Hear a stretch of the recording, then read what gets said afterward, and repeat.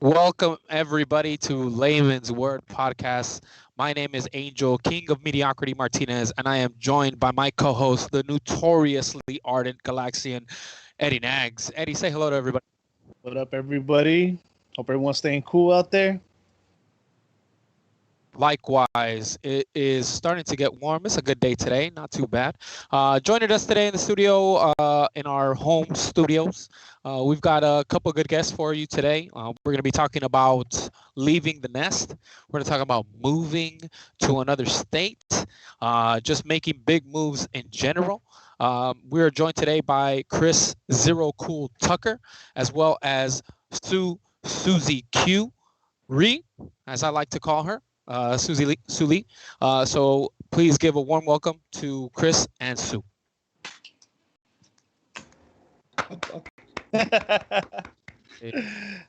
Like I mentioned before, today's show is going to be all about moving, picking up your bags, taking off, going somewhere different, and changing up the scenery a little bit.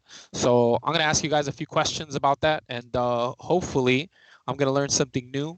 And we'll see if I'd be tempted to ever leave my state, but doubtful. Nah, Let me go ask. Sue, where are you from, and where did you move to? I was born and raised in the middle of New Jersey, a small township called North Brunswick. And I moved to California twice. The first time I landed in Redondo Beach, and now I live and love living in Long Beach, California. Yay. Yeah. Atta girl. Well done. It's the best. That's what's up. That's so, Chris, let me ask you. Oh, I just recently learned that you actually live in Long Beach. What state did The single greatest city on this entire planet. I live in Long Beach, California. Yes, sir. Nice, very nice. But I know I landed in Long Beach too. Sorry, that's exciting. I didn't know that. Well, this is the reason it's exciting, Sue. Now that we both know we're in Long Beach, there's a chance we'll meet because people who live in Long Beach never leave Long Beach. There's no reason to leave Long Beach. Everything you need is inside of it. So, Sue, at some point we can be friends and hang out. In real life. Let's do it. I like this. I like this already. I don't. I'm single out here. Oh man, I'm sorry, bro. If it makes you feel any better, my background should feel more like home. Yeah, it does. That, ladies and gentlemen, is the Allen Theater, a place where I spent most of my teenage years going to shows and doing a whole bunch of fuckery. Love that place. I watched Wild Rivers there. Or River Wild, whatever that movie was called. Oh, yeah. I saw the Power Rangers and the Lion King. And Classics. Yes, I cried. Yes, I cried. For which one? For the original. The Lion King or Power Rangers? Oh, for the Power Rangers, obviously. Obviously. That was tearjerker. Ivan Ooze deserved better, bro. Why, Ivan? Why? But back to Chris. Obviously, Long Beach has everything you need. So, were you a native of Long Beach before your move? No, I lived in a few different places in Southern California. So I was born in Linwood. Then I spent my early years in Culver City until about 12. Then we moved up to the Valley. My formative teenage years were all in the Valley, and then back down to Inglewood at about 18 or 19. Then Hawthorne for a year, and then up to Oregon for 2 years, and then we popped back down to Long Beach about 2.5, 3 years ago. Wow, that's quite that's quite the move. That's definitely going all over the place. I know myself, I was always everywhere too. I don't think that I ever stayed in a place after the age of 5. I didn't stay in too many places any longer than 2 or 3 years tops. Yeah. I hate it. I hate moving. I would rather live in a place I don't like than have to move to a place that's better. And don't get me wrong. I understand the moment I complete moving to the place that's better, I'll be happy I did it. But for every single solitary second that I'm moving, it'll be the worst decision ever made. That's why my wife moves me everywhere. I don't want to go anywhere. I'm good. Fucking Chris is playing the Oregon Trail over there. He went from Downey, I mean, from Linwood to Of Culver City, Yeah. to the Valley, to Oregon. Hey, you Got the survived. cereal on the way. Yeah, I had to bury 2 kids, but what are you gonna do? Such is life. Such is life, my friend. It happens. Sacrifices need to be made.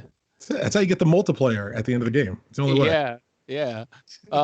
Sue, let me ask you this question. Was traveling a big part of your childhood? Did you have to move around or anything like that, or just traveling in general, even vacationing? Was that part of your childhood? Yeah, like a little combination of both. I started off in a city called Edison, and all the little towns similar to Chris, like kind of just they're like adjacent to each other, but they all have like a little bit of a different flavor, So when I was young, there's like a little 4 cities: East Brunswick, North Brunswick, South Brunswick, New Brunswick, and I were within all the Brunswicks. And as a young adult coming out and moving out from my parents' house for the first time when I was 18, I went to New Brunswick, which was a state university city. So a lot of partying, young people from, it's a state university, even though it's a great university, Rutgers University, which I didn't go to. But but a lot of my friends went there, and it was cool because it was like a cool stepping stone. Like I got to kick it with people that I was comfortable with and I knew. I got to assert myself a little bit as a young adult and have independence by having my own extremely cheap, extremely dirty off-campus housing apartment. But because a lot of people wanted to go to school on the East Coast from wherever, there was a lot of diversity in that too. So that was just kind of like my first taste of what it was like to meet people and have communities outside of the structure that you were growing up inside. And so that move in particular was extremely important. Right on. I like I had mentioned before, I moved around a lot, like in regards to homes. In regards to traveling, actual traveling, never really did much of it. I think I went to one place in Mexico when I was very young. I revisited that place when I was 15, and that's about the extent of me leaving the country. Like that's it. And then in regards to going to other states, I had really only been to like maybe 2 or 3. Haven't really been too far out. What about you, Eddie? You a traveling man? Traveling, well, besides the old going all over Mexico growing up, yeah, there was that. But besides that, I did a little backpacking in Europe when I was 21. Nice. Yeah, I went. Where have I been? I can't even think right now. A few states, mostly to follow the galaxy. Probably one of the reasons Chris has seen other states as well, and Dominican Republic. And I think that's about it. Dominican Republic is not fun, by the way. Oh, it's just not? in case. Nah, it's like the resort is dope and everything, and then I love when I travel, I like to like get the full experience. So, right. I went out of the resort. That shit was pretty sad. Yeah. Oh, okay. All right. It was pretty sad, dude. This is fucked up, and I'll share this picture with you guys later. So I went on a tour that was like a safari tour. And then, it's free drinks on that safari truck or whatever. And then at one point we stop at a school and we stop like a class and everything. We take like a picture with the kids and everything. So I'm like there with the drink in my hand. Poor kids are all sad taking a picture. And I'm having like the best time of my life. Yeah, dude. Oh, that's terrible. That's awful. That sounds pretty. But just because they're having a bad day, I mean, why should it ruin your day? I mean, dude. Then you have 2 people who are sad. They're already sad. That's true. There you go. Oh, did you share your drink? That's probably why they were sad, dude. Come on, man. That's not your responsibility. Kids were probably thirsty, and you're over here just sipping it up. It's a dick move, Eddie. Dick move. But speaking of hardships, obviously moving is really hard. I'm sure in any move, transportation, sustenance, those are like of the utmost importance. Let me ask you, Chris. on your first moves. How did you get you and your whole family up there? Like, did you guys all have to pile into a big truck and get it over there? Did you have to take multiple trips? Like, how did that go for you? Well, that was our trip back. I moved when I moved to Oregon. My now wife, was already up there, and I was moving in with her to a system she had kind of already set up. When we came back, though, it was more of a, how do we get all of our stuff down here as quickly as possible, as cheaply as possible, Right. while factoring in that we have a small dog and a turtle, and I don't know if you know this, you can fly a dog if you're moving. You cannot fly a turtle. It's there are law. It's because it's a reptile, and I guess you're entering into a habitat. I mean, I don't know. Weird. Well, this is the beauty of America. As with anything, if you pay enough, it's no longer a problem. So there is a moving company that you can hire from California to Oregon, where they'll basically transport your pet safely, so that Oregon officially knows, this pet didn't potentially get into the environment at all. And it's like $3,000. So of course I just waited till a friend drove up and they brought my turtle illegally. But Jesus, smuggling turtles. So yeah, you got to smuggle turtles. I mean, I didn't know. You got to have a business on the side. I just want you to know I'm writing this down. Yeah. Well, hashtag smuggle turtles. How else are you going to make that sweet Allen Theater money unless you're smuggling some turtles? Oh man, $3,000. I'll walk that fucking turtle over here. I mean, bro, I'm shell shocked. I can't believe it.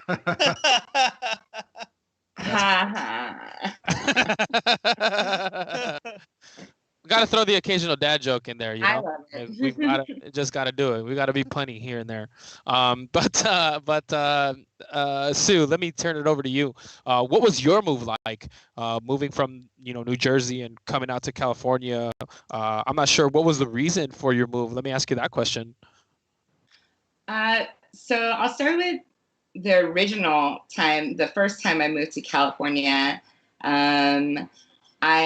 It's a combination of reasons. So officially the reason was I was working as a server at a restaurant in Princeton, New Jersey, and they had just opened and it was really successful. It was a small restaurant company that had come from Orange County, California. They already had 2 restaurants in Southern California, and they were going to open a 3rd in El Segundo. And they wanted trainers from each and every opened store to come out and meet up and help raise this restaurant.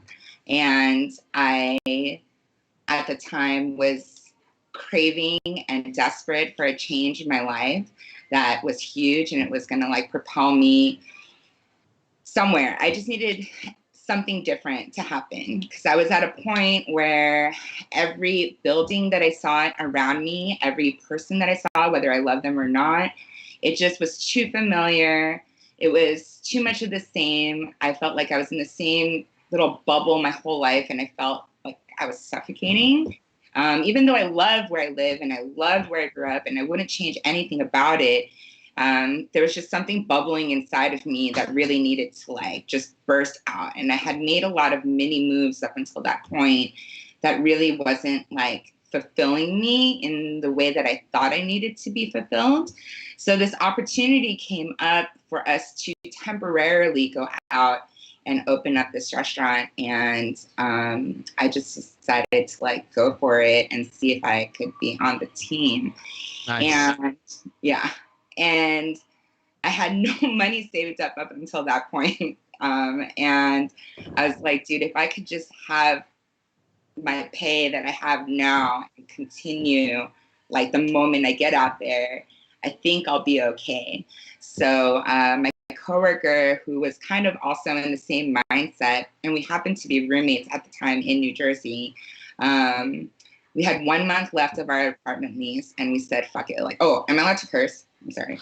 Oh, you're more than welcome. It's your divine right. Don't worry about it. I curse a lot. Okay, so yeah. So we said fuck it, and we packed up her 4Runner with as much of the stuff we thought that we might need to do this, because we didn't know if we were really only going to stay there for the month that they were paying us to go out there, or if we were just going to like wing it. We just closed our apartment up and we went Bucket life. on a road trip down to Tennessee, where she was originally from, to just, you know, as like a little pit stop to say bye to her family and hang out with them for a week. Sick. And then she decided to trade in her 4Runner for a tiny Mazda 3 that was Wow. I did not know how to drive one. And so then we downsized all our belongings from the 4Runner to the Mazda 3, to which she solo drove across the country to California in 36 hours to make our deadline. Holy shit. And we did it. I was a co-pilot, but I didn't drive at all. You better have been good with the radio then. Because I'm sure this was before iPods were big. This was, I think, so she like Did you traded guys in make a good mix CD car, track? and she did not have like good sounds. It was just like stock Tough. there. And I think I burned like maybe 4 road trip CDs that had like and Were then- there 30? Was there 36 hours worth? right. Was And, like, in was there middle 36 hours worth of music? no good radio stations at all. So we listened to them a lot. I think some of the songs I've written off forever because Oh man, that's great. That's great. That's really Yeah. good. it was an adventure. It was funny. Oh man. Can I ask See, a I follow-up could- question? Sure. So you guys stayed in Tennessee for a week?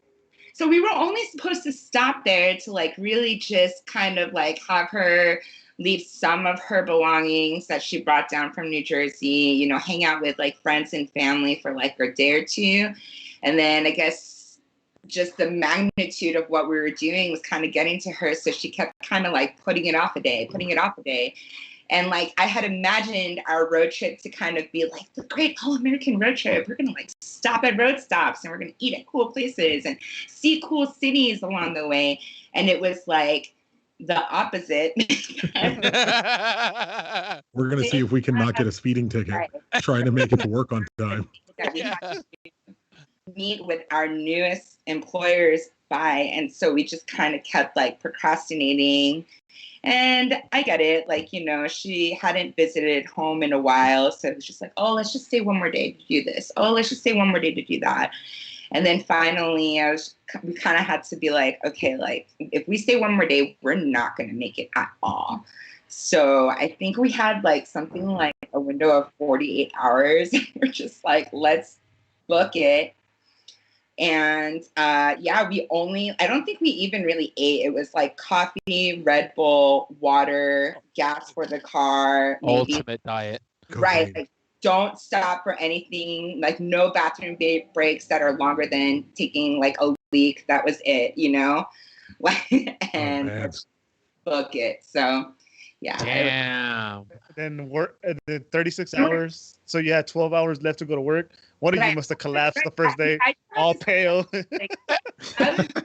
I think I was 21 at the time. And, you know, you just think that you can make everything happen. You know what I mean? Like, if I did the same exact trip in the same circumstances now, I'd be like, oh no, we have to make sure that we are there one day earlier, you know? We must plan. Right. But 21-year-old mentality is all like, it'll work out. I mean, 21-year-old mentality literally was like, I'm going to gamble my entire life on this move, hang out in Tennessee 5 days longer than I need to, and then roll the dice on getting to work. Where the whole thing is based on you guys arriving at this place and blowing their socks off and getting employed so you can live out there. They're like, you know, Tennessee looks good. Let's hang out here for a little bit. And then like, it's funny because we landed and we literally didn't even like know where to go. We didn't have like a hotel booked, a place to stay at the time. So we like picked a random motel on PCH that we thought we could afford for the night. And took like, I think we slept for like 4 hours, took a shower, and then went to go to the restaurant that we met our employers. Jeez. Oh, Man. Christ. Wow. But obviously, obviously you went, you worked, you were there. Yeah. You succeeded, right? Like you were able to, you were employed. Am I telling you Okay. were So employed? then, yeah. So then on that, we thought that we were accepted as trainers for this place. I'm not sure like where the conversation what happened, but basically they had ultimately decided to pick trainers because it was less cost for the company, who was still quite young, to bring trainers only from OC and Valencia, because obviously they don't have to cross travel like the country and stuff like that, right? So they were like, oh no, like we're ready to hire you as like regular on-set servers, but not as trainers. So we thought we were gonna like get a hotel for like a month, paid for. Oh no. We had like no savings. Oh no. Wow. It was nuts. So what was a blessing was that we had at least thought ahead enough to make our LA Fitness gym membership national, because we had one in New Jersey. So Fucking smart. we were like, we can do this. We just need to hit the ground running, not spend any money at all, and we can make this happen. And so I think for like almost 2 months, we lived sometimes in a motel, sometimes out of a car, took showers, got ready, steamed our clothes at LA Fitness for a fine dining restaurant in El Segundo. Wow. And was just on top of it with our light laundry, with our hygiene, making sure that when we were at our workplace, we were completely presentable, and we just played it off like, yeah, we moved here. We're cool. Like, Wow. we're talk about it, you know? And fine dining is no fucking joke, man. Fine dining is like legit shit. Like I worked at a restaurant for many years, and I did bartending and serving tables and whatnot, and it's a grimy ass job. Like I'm not gonna lie to you guys. I would sit here and you know, lightning could strike if I decided to lie to you guys. There's definitely been some days where I walk into that place and my uniform is not fresh and clean. All right, it just happens, guys. All right, you work so often. I don't have a fucking a washing machine, so sometimes I gotta use the same shirt I did yesterday. All right, no big deal. But that shit is disgusting. It's gross. It's really nasty handling people's food all the fucking time. It's not fun. It's not a clean job, you know. So to do what you did at 21 in another state, with just there's just so many things that you took head on at 21 that I would not have. At 21, I fucking have no idea where I was. Wasted. Credit, because you're like thinking like, oh, at 21 you had it all together. No, that's only because like it worked out somehow, you know. And it was hard, but I also didn't understand that I didn't have the job that I thought I did when I went out there. So Crazy. you know what I mean? Like That's crazy. I'm not trying to be mean to. Like you guys are lucky to be alive. yeah. And I really feel like the weight of that, the gravity of that is not being spoken about enough. Everyone is just like, hey man, No, it I look worked out. back on thinking like that was nuts. Like we got our windows tapped on while I'm sleeping in her back seat with my foot out the window because it's hot and I want to be comfortable. In the middle of what is now the Del Amo Mall at Torrance. And Angel knows because him and I used to work at BJ's restaurant together. Before that restaurant existed, that parking lot was where we parked our car to stay. And then the security was like, yo, you can't be doing this. No, you're not allowed to live here. Y'all can't be squatting here. It's You have Yeah. to live somewhere Like- else. Luckily, you know, I think being like just bubbly and like nice and, you know, I'm not gonna lie, like definitely being like a young kind of like smiley Asian girl definitely helped the cause, you know, and just Hey stay Sue, how calm. do you think they would have reacted to me? Well, that's circumstances are different. Stop resisting.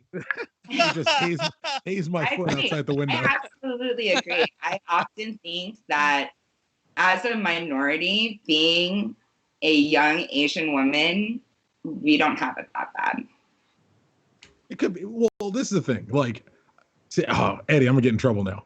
But I No, think it's all right. Get in I trouble. think there are degrees of minorities where like you can get away with certain things, and I think the minorities understand which ones you can get away with and which ones you can't.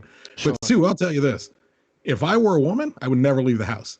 I mean, the things you guys are dealing with, and the you know, quote unquote human beings you guys have to deal with is not comparable to most things I have to deal with in my life. It's not perfect for me. I mean, there's a whole situation going on right now with you know, this black kid getting gunned down by these dudes.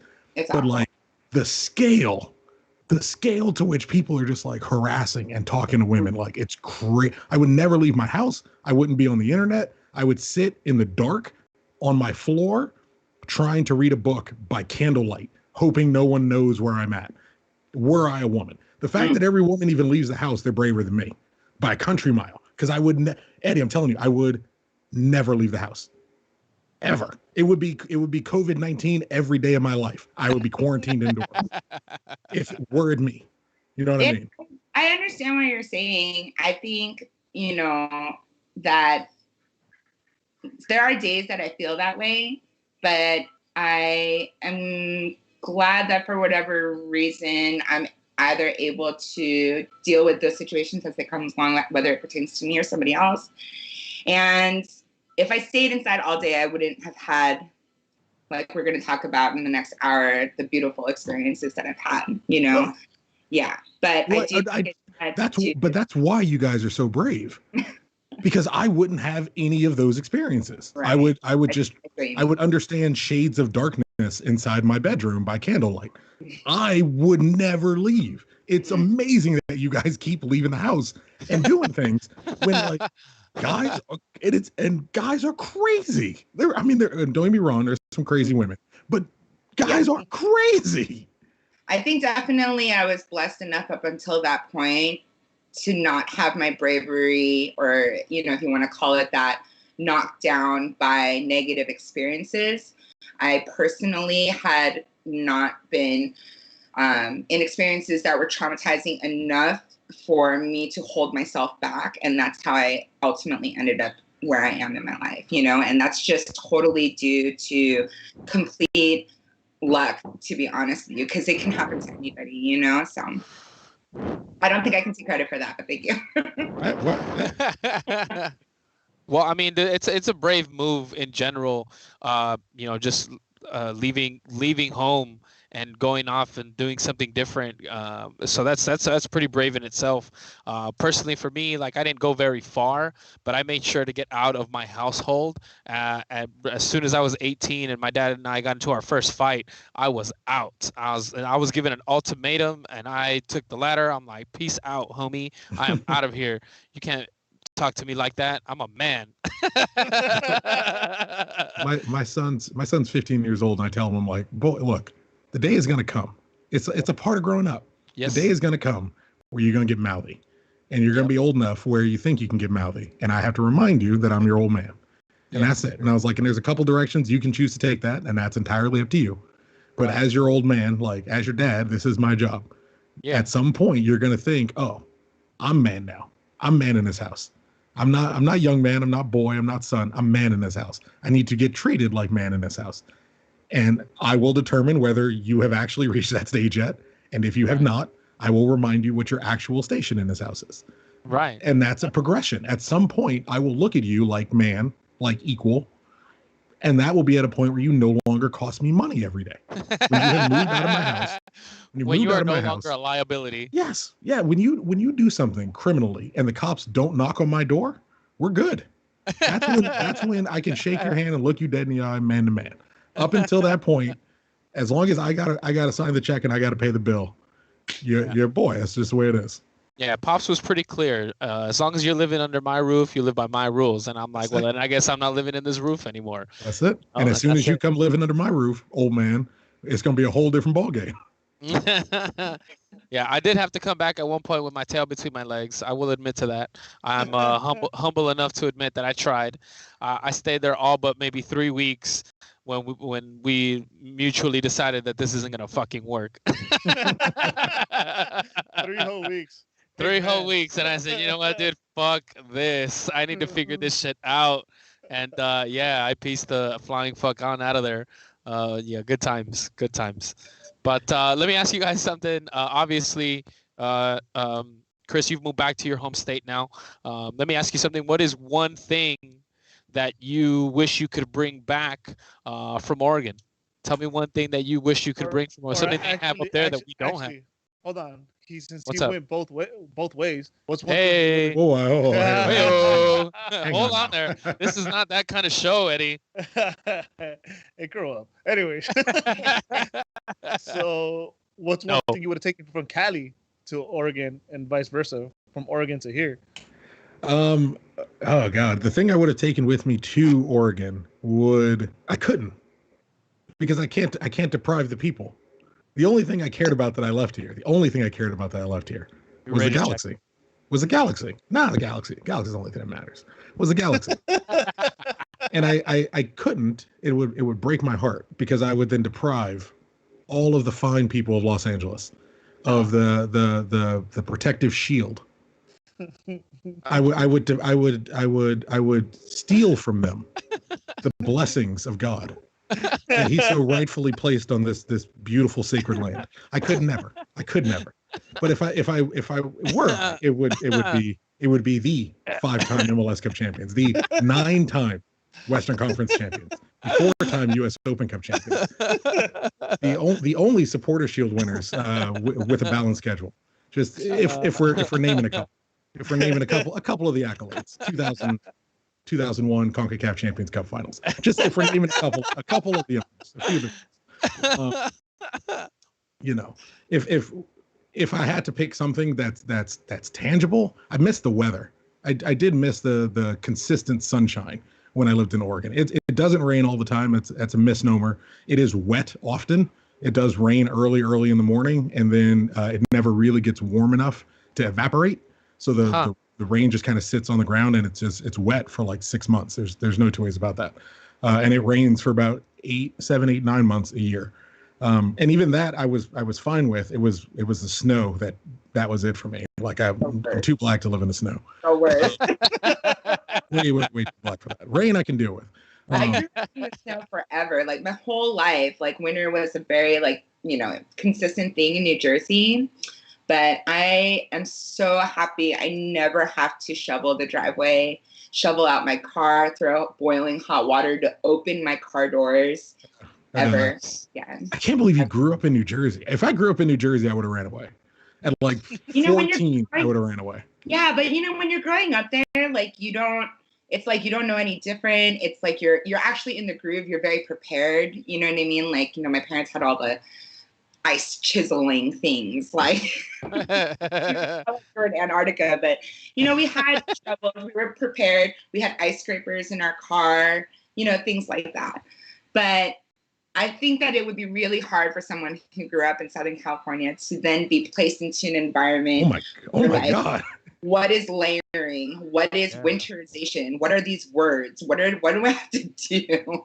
So I showed up in Oregon in the end of October. Yeah, I showed up in Oregon ahead of a winter. Eddie, especially if you've never really left like Southern California and Mexico, bro, it is a whole different world. It's a whole different world where people were just used to snow, and it's like, I hear on the news they're like, oh, it's going to snow on Thursday, and my first year I walked around telling everyone, I was like, did you hear it's going to snow on Thursday? Are you ready? Like, have you been preparing for the winter? Did you collect nuts? Do you have a bomb shelter? What do we do? And everyone was like, yeah. They were like, oh, it's just gonna snow. And I was like, but do I call Superman? Like, I don't know what's my next move. And they're like, you wear your snow jacket. I'm like, I don't have a snow jacket. They're like, oh, you got to buy a snow jacket. You got to buy a snow jacket. You got to have waterproof shoes. Waterproof shoes. For me, was like a raging water sink. Your shoes.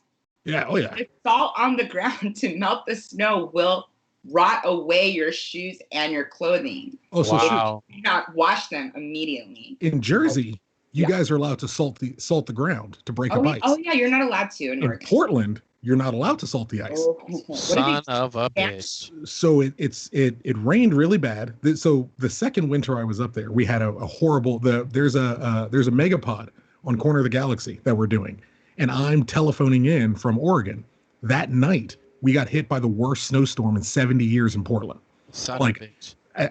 I'd leave recording that show to dig my car out of the snow and drive to my boy's middle school to get him out of school because all the kids are stuck at school. But we had to wait till there was a clearance to let us get back on the streets. It's a whole different world. And as I was saying, it's a place where you're not allowed to salt the ground to break up ice. So if this is what happened for about a week, it had its first initial really bad downpour. It warmed up a little bit, enough to melt the snow. The worst. The snow turned into water and then froze overnight. So Shit. now you have a sheet of ice over snow, right? The next morning, it rains a little bit, nothing too bad. The temperature raises just a little, enough to melt the top layer of the ice. And then at nighttime, it freezes again. But at night, it rained again. So it rains, then it freezes again, and you can't salt the earth. But there was a liability for the shop owners for the areas in front of them. So every day, these shop owners, the small business shop owners in Oregon, had to come out and sledgehammer the ice in front of their place, because if somebody fell in front of their place, they were liable for it. Jesus. And that went on for a week. And again, man, two black problems. Did you not hear the Inglewood and Hawthorne part? When I call it black ice. Black because- ice. Yeah. Mostly because you can't see it and you don't see the ground. But the amount of broken hips, people dying from slipping and falling, that shit is real. It's real. So go ahead, Eddie, go ahead. I have my experience with black ice. It's pretty funny. So when I was doing my backpacking in Europe, I was actually taking a bus. Fuck, I can't remember. I think I was on my way to France, and then we stopped at a tourist spot that was like the border of Switzerland or something like that. The point is there was snow, and that was actually my first time in snow. And then I was in line to get a, God damn it, what do you call it? A crepe, and I got a crepe and Sprite. And then the bus is leaving, and I'm like, oh shit! And I fucking gun it, dude. I gun it to the bus with my crepe and fucking Sprite, and it was like in slow motion. You know, we see the birds flapping, and it's like body's like. Oh, that sucks, bro. It Yeah. hurts so bad. It hurts so bad to fall. It's Oh yeah, what hurt most was I didn't get to try that crepe. Oh man, that's pretty creepy. I'm not.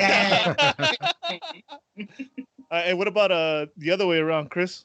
Anything you bring from Portland? Coming back, I miss the nature, man. There's sure. nothing like no matter where you live, unless you're in like downtown Portland, proper downtown, the center of downtown. Even then, really, because you can see Mount Rainier off the horizon. Every time I stepped out my door, I lived in a small town called Milwaukee, about 10 miles south of Portland, and I stepped outside my house or our apartment rather, and trees everywhere, birds, animals, squirrels, whatever you can name. I lived about a third of a mile from the Willamette River, runs right through the middle of Portland. So I would just, if I'm off, wake up in the morning, get the kids off to school, blaze a little bit, and then put the dog on a leash and head down to the river. It was great, man. I miss the nature every single day. You mentioned nature, so I know you can't talk about it much, but you can give me just a yes, it was okay. What about the cannabis up there in Oregon? It's better. It's better in Long Beach for sure, but it was fresher there. So like I feel like and I could be wrong, but I feel like from grower to distributor, the line is shorter in Oregon. Maybe their system is a little more set up for it. They're very tax heavy up there, so there's a lot of red tape and that kind of situation. Here it's more potent and it's better. It's more expensive as well, I found. But I do tend to find in like the run of the mill, unless you find a good place. Like most of them are a little dried out from what I've purchased. Up there, a lot more sticky, a lot more crystals, and what have you. I wonder if that has anything to do with the temperature up top. You know what I mean? Just what he was talking about how wet it is all the time and not being very sunny. You know, it might be Yeah. a direct line, but also just the temperature and all. But I understand that you've you've got to make your way out of here, Chris. And Yeah, I'm I gonna stroll away. It's the day before Mother's Day. I don't want to get. I'm not trying to get in trouble. No. You're a good man. You're a good man. Thank you very much for coming on. I appreciate you bestowing your wisdom onto us and really trying to petition for me being a Galaxy fan. You did a great job on that. I gotta commend you for your for your persistence on that. That's good. If you could give me 3 real reasons to be an LAFC fan, I'll let it go. If I can give you 3 real reasons, I've already given you 2. It's a trick question. There is not a correct answer to this question. Yeah, I've already given you 2. I appreciate the effort. The third one is that I like an underdog story. So that's definitely for me. So those are your words, not mine. Yeah, correct. I agree with you 100%. But that's what it is. You know, I'm not gonna paint a pretty picture, right? I call it for what it is. When you have 147 owners and everybody's chucking in $43, yes, it is definitely an underdog story. Let's do it. Sue, it was a pleasure. Eddie, nice to talk to you, sir. See you in Long Beach. Most definitely. It'll be probably somewhere around 4th Street. Angel, absolute pleasure, sir. You guys had a great time. Thank you very much. Thank you, Chris. Thank you for coming on, bro. Well, he was pleasant. That was nice. But now I can go ahead and turn my attention back to Sue, and let me ask you a couple questions here. Sue, I've got a few more minutes with you, right? Yeah, no, I got ready early, so I can kick it. Nice, for sure. And what are we doing when we leave here? Are we going to bake some goods today? Is that what's going on? Yeah, I'm going Nice. to the Merchant in Bixby Knolls, and I'm gonna bake. I don't know what I'm gonna bake today. Probably some muffins, cookies, croissants, sourdough breads, cinnamon All rolls. of that. All of that that sounds stuff. bomb, and I should like to have all of it. My only issue with the Merchant is that they close by noon nowadays, and I can never make it on time I know because it's the COVID thing. that's It's what time I wake up.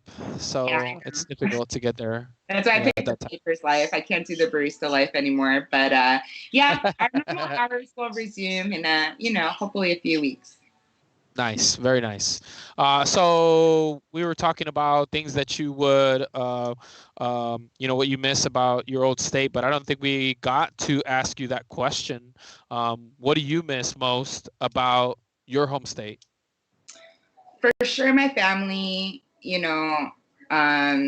that's a given. For sure, my good friends, that's just a part of having kind of like bi-coastal homes. Not that I live there any time of the year, but I still consider myself bi-coastal because of my ability to be able to go back home normally outside of this quarantine. I miss really good Italian food. I miss food. And that would be the same question, answer if what if I was to move out of California? I would miss food, the regional food. Bagels. Every time I go to New Jersey to visit, I bring back at least 2 dozen bagels in my suitcase. And Answer this question for me Yeah. because this tends to be kind of like a debate. Like, what is it about bagels that is so special I have to about tell you, them I have had from like New some- York, New Jersey area? Okay, so everyone wants to say that it's the water. Okay. If you use East Coast water, then you get the chewiest bagels. The difference is that here in California, most bagel places that I've seen, with the exception of a few, are chain Toast. bagel places. Okay. Anytime you get food from a chain place, it is a little extra processed. It's been made at a different place and sent over. It's not as fresh. It's mass manufactured.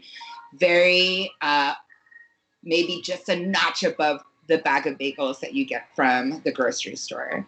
When you Okay. go to a bagel shop in New Jersey or New York, those are owned by families that have been making bagels forever. You know what I mean? You're Yes. right. Yes. It's like going to El Torito and being like, give me a delicious taco, and then going to your friend's house and having his mom make you a taco. Like, that's the difference for me. Also, Understood. and then my second point is, this is extremely important, is the cream cheese ratio is very upsetting in California. Is it because we're not putting enough on there, or is it because we're putting too much? There's no such thing as too much. I have to agree. There's no such thing as too much. The Oh, first that's good. time I got a bagel here, I was actually mad. And I don't get mad at food service related things. I'm actually like very like, I don't know if it's because I've always worked in the industry. I just Same. like, I just make a mental check. I'm like, okay, if I'm willing to give this place another shot, is it a consistency issue? I was mad because a proper toasted bagel with cream cheese should be bottom bagel, 1/3, 1/3 cream cheese, 1/3 top bagel, smushed together, sliced in half, so that when I open it, I can take one mouthful in the center that is just cream cheese. The bagel That's a must be standard. toasted, and the cream cheese must be cold, and it's got to be like a brick layer inside. That is a New Jersey bagel, guys. All right, and I you hope- see, and that's you learned something new. So I've never been a bagel and cream cheese kind of dude. You know, yeah, like it's they bring us bagels, every once in a while to the workplace, and the bagels that we have there come with, some pretty funky spreads. There's isn't that, one. Isn't that like New Jersey's like state motto? Come for the bagels or something like that. I feel like a bad Jerseyan if I didn't know that was correct. Or is it Oh man. their state motto? I'm walking here. Oh no, wait, that's New York. I'm not playing my Jersey accent right now. The funny thing Yeah, is that- sorry, that you've been given bad bagels. When your boss brings bagels in New Jersey, it's a celebration, and it means you did something right. It was a I didn't- reward. I didn't say that they were bad. I didn't say that I hated them. I just didn't have them the way that you're describing. See Mm. and when I said funky spreads, I just said that because they're just kind of different and out there. Like there's like like an onion spread, and then there was like another one that was like a honey glaze or something like that. It was fucking delicious. Don't get me wrong. It was good, but for me, plain and cream cheese, that's not exactly something that that I long for, or that I really had. Like it just wasn't really my thing. But anyway, okay, so bagels is where it's at. Now I know the business. I know what's good. Bagels is what you would bring to us from New Jersey. What would you take from Cali back to Jersey? What would you like to offer the people of Jersey that we have here in Cali? And weed is an acceptable answer. That was my answer. It would be like weed and like really good Mexican food, like accessible, easy, casual Mexican food. But I don't think that that's the Mexican food level in New Jersey has gone up since I originally moved, since I originally lived there. It used to be so bad. And it was not even something that I ever craved really, but we had a lot of other great international diverse cuisines available, but I really, really fell in love with Mexican food out here in SoCal, and it's something that I can't live without anymore. I remember moving back for some period of time to New Jersey after I had moved here. I lived there. I went back and lived there for 2 years, and the whole 2 years I was out there, it took me the entire time, I think maybe 1 month before I decided to actually move back to California, I finally found horchata. Nice. It took me 2 years to fucking find it. It's bad. Oh, that's awful. And I got a 32-ounce drink, and I drank all of it because I missed it. Nice. Yeah, no, I don't. I have to associate Mexican food with horchata, because that's pretty much how I grew up. So anytime I have it, that's pretty much my go-to drink. There's plenty of options. Don't get me wrong. I like the pineapple, or Jamaica, aka hibiscus, which Eddie just found out. And there's a lot of drinks that they offer, and some of the newer places are getting clever. They're doing like cucumber mint, and like some like spinach and pineapple. Like they're getting creative. Yeah. Hibiscus and lemonade. Hibiscus Oh, lemonade. hello. Good. Hello. But no You ever matter. go to, like a juice stand and they have guanabana? Do you have guanabana, half Jamaica? That shit is bomb too. Whoa, you're blowing my mind right now. Blowing my mind. See, I don't mind having those things. It's just with my food, it must be horchata. Like it has to be. And I really, really judge a place harshly if they don't have good horchata. If I go there and the tacos are good, but the horchata is not, I probably won't frequent it again. I'm pretty sure I won't go back. I'll be like, So who nah. has the best horchata then? I need Because to know. the horchata was watered down. I don't like that. It's between a few places actually. There's one place called Top Shelf Taco out of Carson. They have a really good one. Tastes real homemade, real genuine. It doesn't taste like powder, and it doesn't settle like powder. So it's really authentically made, and I like that one. And then past that, man. Shit, I don't know. That's definitely my go-to right now. That's like number one on my Let me list. check it out. Yeah, Top Shelf Taco, Carson. It's off the corner. I'm not gonna say it's on a corner. Never mind. It's off of believe it's shit. Sepulveda and fuck. What is the name of that street? Avalon. Sepulveda and Avalon. I'm Yeah. gonna take a page out of Chewy's book here. For tacos, I'm the same way he is about hot dogs. Street corners, they better not speak English.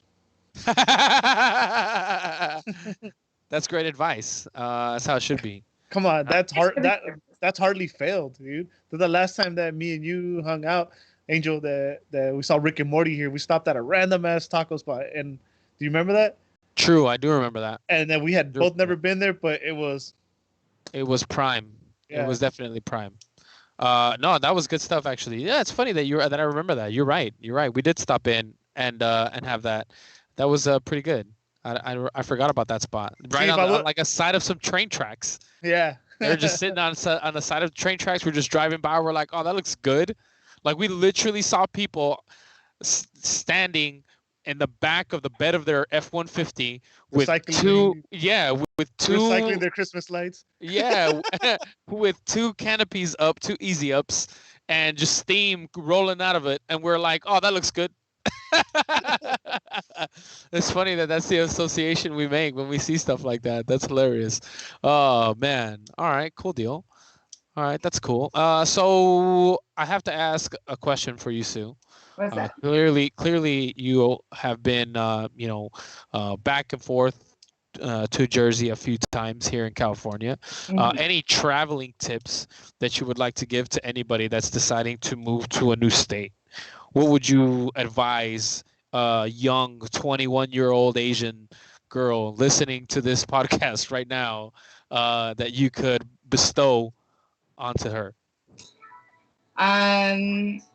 Definitely make sure that you have the job that you think you do. I think that kind of just happened to work in my favor, but I feel like maybe it was a lot of luck on that part. And then two, I think it's like the circumstances in which you move in. So like each time I moved or each time I took a trip, it was a different mode of transportation, a different circumstance. For instance, when I had moved back to New Jersey, I drove solo that time, right? And that was kind of crazy. And then when I moved again, I took a plane and had my car shipped out there with as many belongings as I could possibly stuff into my car. That was actually, that was pretty cool. That's actually pretty smart. Yeah, which is crazy that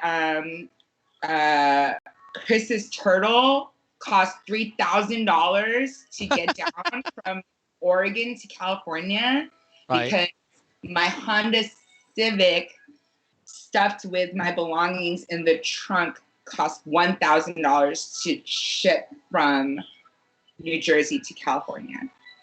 And I did that. That's wild. Yes. And it is expensive, but I got my car out there. I got some of my belongings out there because, you know, I couldn't bring like a billion suitcases onto the flight because that would have been expensive and impractical. But it also cost me, I think, like $800 in gas alone to drive from California to New Jersey. But I did also leave in the summer that the gas prices were quite high, and I did not do a direct route. I took about 2.5 weeks to go home and just drove around everywhere. So I don't know if I'm a good person to get advice from because it's just been kind of all like winging it. You know what I mean? Yeah. Definitely like trust your instincts, keep yourself safe if you're doing solo, like going solo. I would say like the number one thing that I think as a female that was traveling alone in a lot of these circumstances is if you are afraid, do not show it. Right. You know what I mean? Own your environment. Be confident that you are a capable person that can take care of yourself, you know? I mean, it's kind of like a fake it to make it type of thing. But if you are scared and really nervous, you don't belong there. That makes you a target, you know? If everyone in town, in this small town, is normally very friendly with one another and you're shut out because you're scared, that sets you apart from being so different, an out-of-towner, and then that may make you a target. I just tried to be kind, polite, respectful in every place that I landed, gas station, whatever, and then try to have confidence in myself, be aware of my surroundings, and just basically just really trying to like trust what is it that keeps you safe, and you know, that's kind of one of the things that like I loved about thrusting myself into these adventures. It's like I didn't think that I could trust myself that way, but I'm alive now and I can. And with every experience it has like grown my confidence, my voice to myself, you know? Right on. Mm-hmm. Right on. And save some money, because that wasn't a good move on my end either. Just a little bit. A little bit goes a long way, you know? Yeah. Mm-hmm. For sure. For sure. So let me ask you this question. You moved from, the wonderful state of New Jersey here to sunny California. And I do have to ask, is there any possibility that you would ever find yourself moving to a different state or back home? Is there ever a possibility that you might want to move somewhere other than where you are right now in the wonderful city of Long Beach? I am so happy here. So it is kind of weird because I think when people ask me this question, or when it comes up and I express that, yes, my interests still, I love adventure. I love kind of the unknown and kind of coming out on top, you know, those have been very positive experiences for me. It really helps me get to know myself as I get older and continue to like grow up and, you know, change. I didn't expect to love Long Beach as much as I ended up loving Long Beach.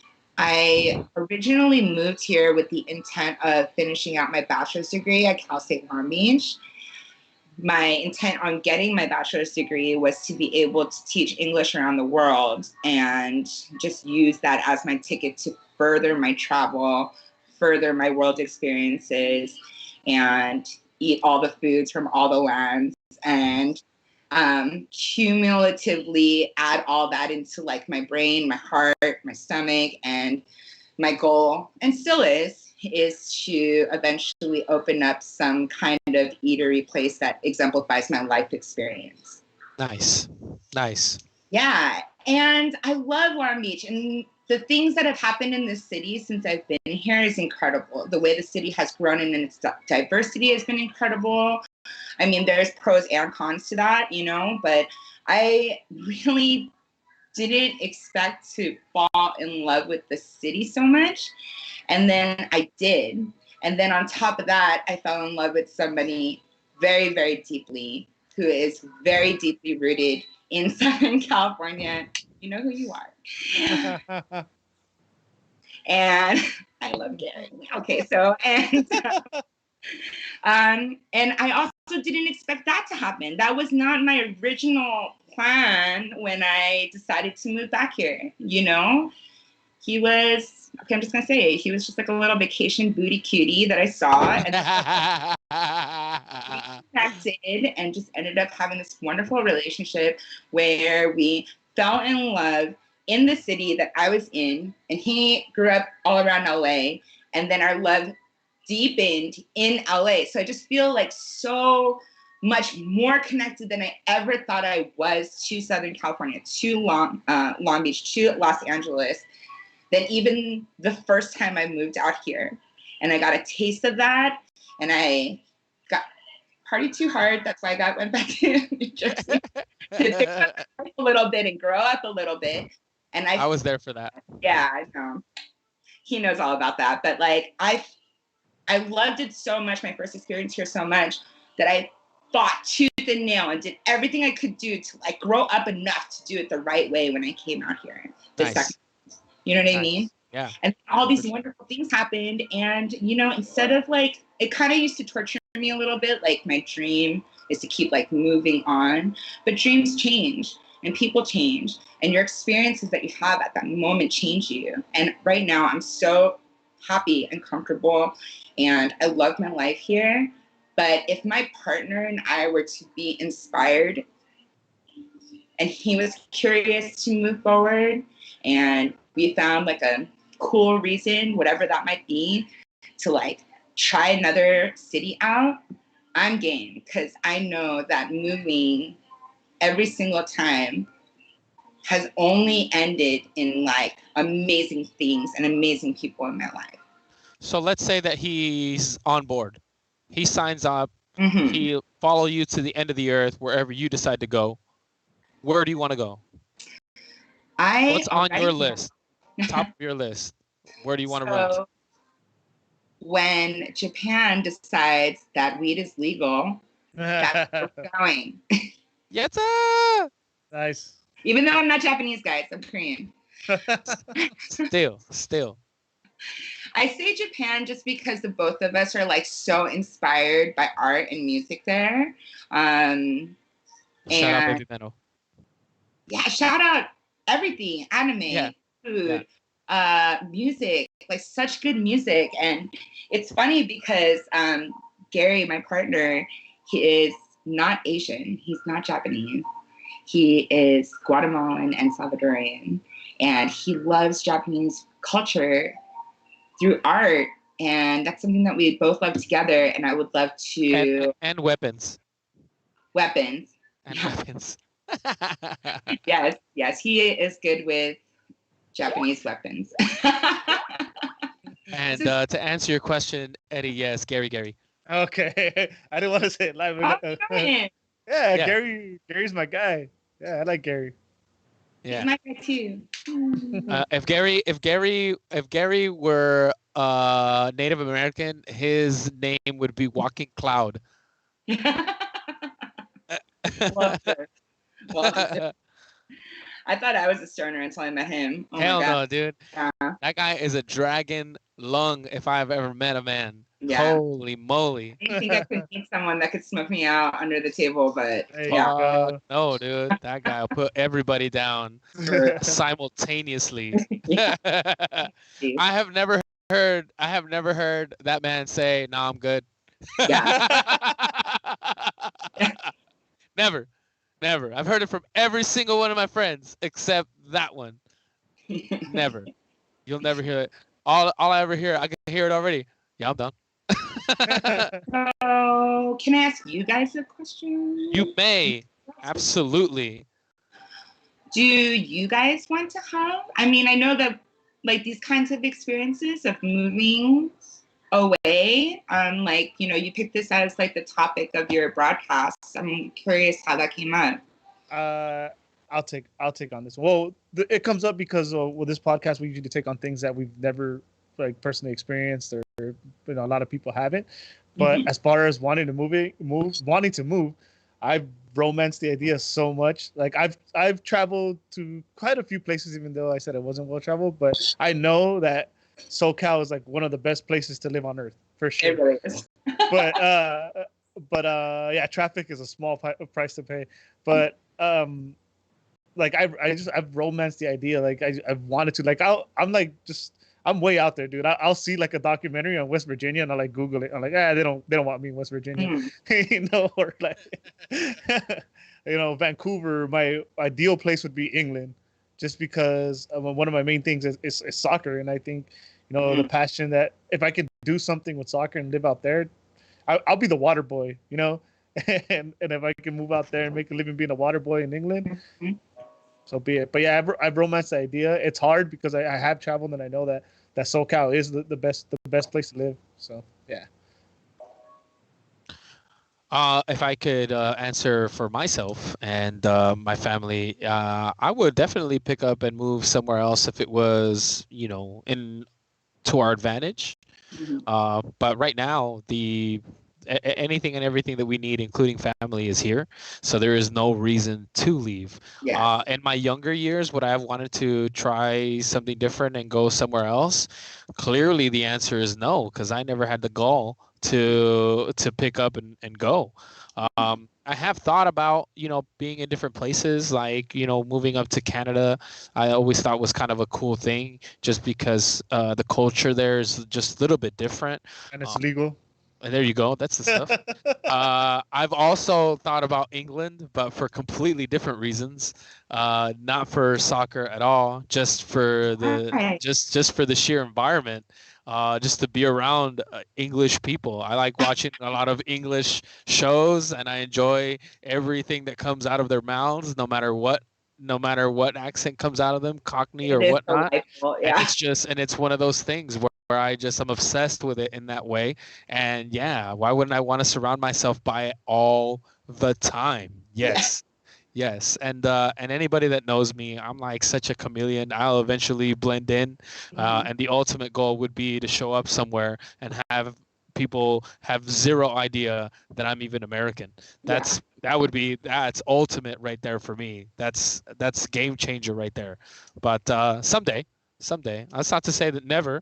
But you know, definitely not right now. I'll say that, not right now. But yeah, here on Layman's Word, we talk about all things we know nothing about. So to answer your question, that's why this is one of the subjects that we chose, was to ask, you know, what it was like to leave their home state, because we don't know anything about that. Like I've barely left the state to go to Vegas. I've made a trip to Atlanta for work. You know, like I go to Arizona to visit my family, my father lives out there. You know, I have been to Utah. I went to Zion International Park. I gotta say, fucking tits. Love that place. It's awesome. I love it. Pictures from your trip there too. It looks amazing. It's fucking rad. I can't even front. It's definitely cool. Would I go live there? I don't fucking know. I don't know, because then I can't have a pet because I have to be worried about it being taken out by a fucking puma in the middle of the night. You know, I don't think I can. It is different. It is very different visiting a place and living in a place. Correct. Yes. Correct. I have visited many places, and I've traveled both inside the United States and internationally quite a bit. I've been very, very fortunate, and like the trips that are longer than like a couple of days, like the trips that I've taken that have been maybe a month or more, have been extremely different experiences. Yeah. You know, one is like a vacation. You're there to relax, spend what you want. You know what I mean? It doesn't really exemplify like what real life or real, you know, things that you'd be going through there. And then when you extend that trip for longer than a couple weeks, I feel like you start slipping into the local rhythm. You know, you start noticing things other than like kind of similar to what you were saying earlier about your trip to the Dominican Republic and seeing the vacation front and then seeing beyond that, you know? So those are really different experiences too. So I think Right on. sometimes, yeah. Right on. Well, Sue, thank you very much for joining us today. Right I've before we had sign out. what Before we sign out, I just need in one word answer, Sue. New Mhm. Jersey or California? Take us home, Angel. Take us home. Thank you very much, Sue, for joining us today. It was a blast having you. One of my closest personal friends. I loved it. Thank Miss you dearly. Miss you dearly. Can't wait for this whole thing to be over to actually give you a warm, welcoming hug because of all this that is happening right now. That is probably the one human interaction that I miss the most is a good, genuine hug. I'm a hugger, guys. What can I say? I'm a toucher. But thank you very much for coming on. I greatly appreciate your insight, and it was nice learning a little bit about your how you got here, because though I do know you and I did hear a lot of these stories prior, there was parts and pieces of information that I was not aware of previously. So good on you. Good on you. I'm glad you made it, and I'm glad that you came out and you tried it again, so that you can continue being a part of our lives. Thank you for being a good Thanks, guys, ray of for having me. sunshine. This was so fun. It's my very first broadcast thing. Yeah, podcast. You call it. Podcast. Nice to meet you. There you go. You got it. Bye. Yeah. For Eddie and myself, thank you, all of you, for joining us here at Layman's Word, where we talk all things that we know absolutely nothing about. And hope you guys will join us for the next time out. Peace out. Tune in next week where we have Chris Tucker's Turtle live. We're almost there, guys. Stay home. We're going to be all right. Peace.